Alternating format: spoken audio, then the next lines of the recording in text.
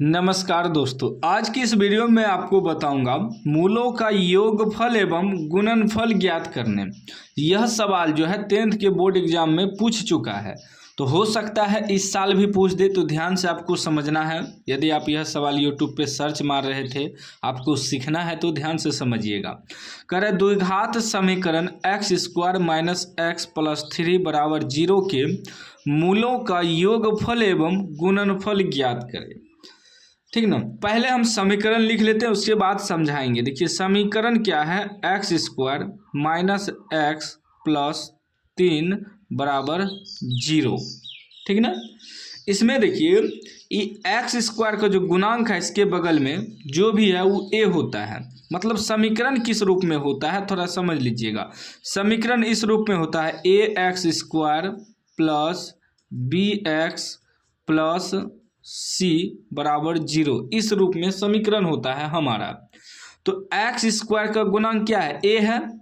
a यहाँ क्या है, कुछ नहीं है तो 1 है, कुछ नहीं है तो a बराबर क्या है, 1 है।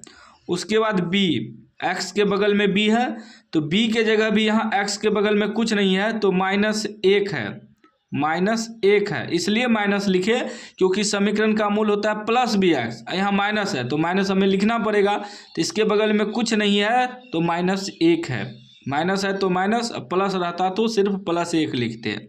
उसके बाद c बराबर जो अचर पद दिया है c के जगह ही 3 हो जाएगा। याद रखिएगा कोई भी समीकरण जो होता है ax² + bx + c = 0 इस रूप में होता है। x² का गुणांक a हो जाएगा, x का गुणांक b हो जाएगा, लास्ट में अचर पद जो रहता है c हो जाएगा। अब हमें निकालना क्या है, मूलों का योगफल। यहाँ लिखेंगे मूलों का योगफल, या आप कह सकते हैं मूलों का योग। तो मूलों का योगफल का मतलब हुआ अल्फा प्लस बीटा, यही हुआ। ये हुआ मूल आपका, 2 मूल होता है द्विघात समीकरण का। 2 शून्यक 2 मूल होता है, शून्यक कहिए या मूल कहिए, दोनों एक ही चीज़ है। तो एक होता है 1 शून्यक अल्फा 1 शून्यक बीटा, मतलब 2 मूल, 1 मूल अल्फा 1 मूल बीटा। तो मूलों का योग 1 मूल अल्फा 1 मूल बीटा, दोनों को जोड़ देंगे तो हो जाएगा मूलों का योग। तो इतना बराबर सूत्र क्या होता है, अल्फा प्लस बीटा कहिए या मूलों का योगफल कहिए। तो इसका सूत्र होता है -b/a। ठीक ना, इसका सूत्र होता है तो -b के स्थान पे क्या है, -1 है बटे a के स्थान पे क्या है, 1 है। तो क्या हो जाएगा, माइनस माइनस प्लस 1/1 सीधा 1 हो जाएगा। ठीक ना, ये आपका आंसर हो गया मूलों का योग। अब फिर करा इसी में एवं गुणनफल ज्ञात करें, मतलब मूलों का योगफल और गुणनफल दोनों निकालना है। तो लिखेंगे मूलों का गुणनफल